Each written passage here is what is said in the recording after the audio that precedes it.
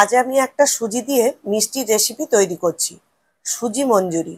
এটা বাচ্চা থেকে বড় সবাই খেতে চাইবে। খুবই অল্প সময়ের মধ্যে এই রেসিপিটি তৈরি করা যায়। পুরনো বন্ধুদের ধন্যবাদ জানিয়ে নতুন বন্ধুদের কাছে অনুরোধ রইল আমার উইথ মৌসুমী চ্যানেলটিকে সাবস্ক্রাইব করে পাশে থাকার। চলুন শুরু করি নতুন স্বাদের মিষ্টির রেসিপি। নমস্কার বন্ধুরা, আমি মৌসুমী, উইথ মৌসুমী চ্যানেলে সবাইকে স্বাগত। কড়াই গরম হয়ে গেছে, এখানে 2 চামচ মতো ঘি দেব।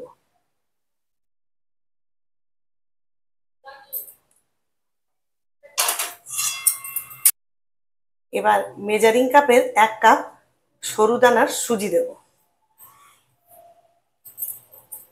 আপনারা ইচ্ছা করলে মোটা দানার সুজি যদি থাকে মিক্সার গ্রাইন্ডারে গুঁড়ো করে সেটাকে ব্যবহার করতে পারেন। এবার এই সুজিটাকে আমি হালকা করে ভেজে নেব, বেশি লাল করে ভাজবো না, জাস্ট একটু কাঁচা গন্ধটা বেরিয়ে যাবে ততক্ষণ একটু নাড়াবো। আমি 2 মিনিট মতো সুজিটাকে ভেজে নিয়েছি। এবার আমি এখানে 2 চামচ মতো চিনি দিয়ে দেবো। এটাকেও একটু নাড়িয়ে নিলাম। এবার যেহেতু 1 কাপ সুজি দিয়েছি, এখানে 2 কাপ মতো দুধ দিয়ে দিলাম।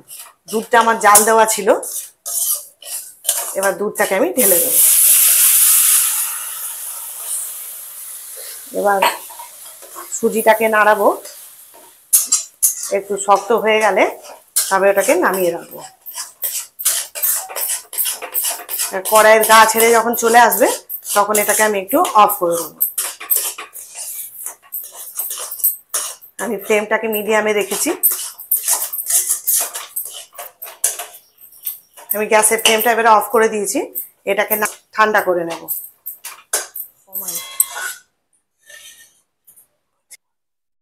এখানে আমি কড়াইয়ের মধ্যে 1 লিটার দুধ দিয়েছি। দুধটাকে আমি এবারে জাল দিয়ে নেব।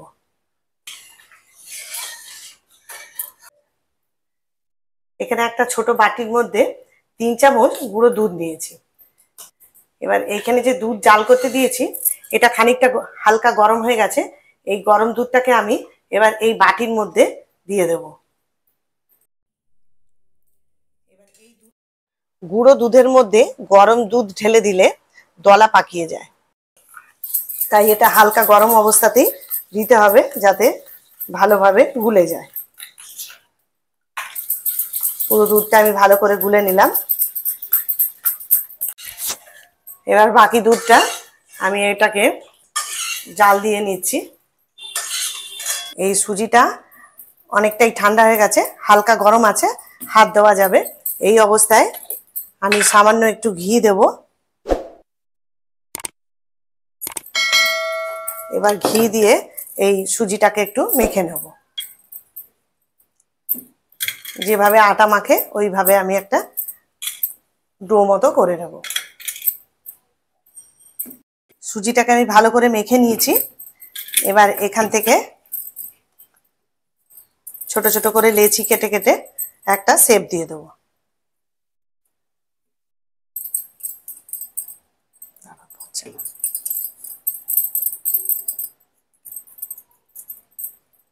এরকম গোল গোল করে একটা শেপ দিয়ে দেবো।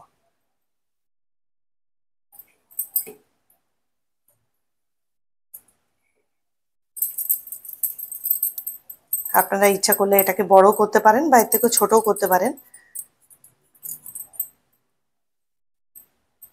আমি আমার মতো এইভাবে একটা একটা করে গোল গোল করে শেপ করে নিচ্ছি।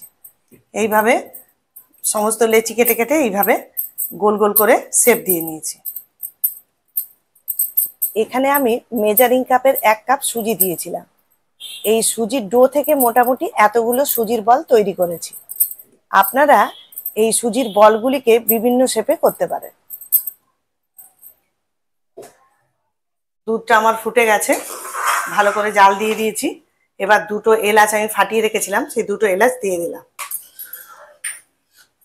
এবার যে গুঁড়ো দুধটাকে গুলে রেখেছিলাম সেই দুধটাকেও দিয়ে দেব। তাহলে দুধটা ভালো করে ঘন হয়ে যাবে আর তাড়াতাড়িও হয়ে যাবে, খেতেও ভালো লাগবে। সমস্ত দুধটাকে আমি এবার ভালো করে ফুটিয়ে নেব। এই সময় ফ্লেমটা কিন্তু মিডিয়ামেই থাকবে। দুধটা আমার ফুটে উঠেছে। এবার এই সময় যেগুলো গোল গোল করে করে রেখেছিলাম সুজির, সেগুলোকে ছেড়ে দেব। আস্তে আস্তে করে ছাড়তে হবে। সবগুলোকে আমি ছেড়ে দিলাম। এবার এখন আমি এটা নাড়াবো না, খানিকক্ষণ পরে নাড়াবো, নাহলে সুজির বলগুলো ভেঙে যেতে পারে। এটা কিছুক্ষণ দুধের সঙ্গে ফুটুক, তারপর আমি দেখাচ্ছি। এবার হালকা হাতে আমি একটু খুন্তিটাকে চালিয়ে নিচ্ছি, এদিক ওদিক করে নিচ্ছি ভালো করে, তাহলে সেদ্ধ হয়ে যাবে। এই সময় আমি স্বাদ মতো চিনি দিয়ে দেবো। আপনাদের যেরকম মিষ্টি খান সেই অনুযায়ী চিনিটা দিয়ে দেবেন। আরেকবার নাড়িয়ে নেব। আস্তে আস্তে করে এইভাবে খুন্তি দিয়ে চালাবেন, একটাও ভাঙবে না, খুব সুন্দর হবে। আমার দুধটা ভালো মতো ঘন হয়ে গেছে। এবার আমি এই অবস্থায় আমি এটাকে গ্যাসের ফ্লেমটাকে অফ করে দেবো।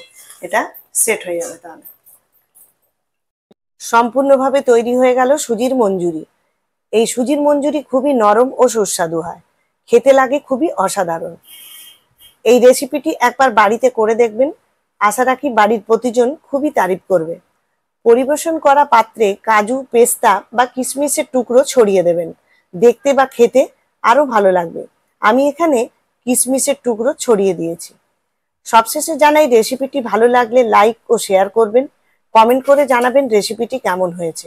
সবাই ভালো থাকবেন, সুস্থ থাকবেন। ধন্যবাদ।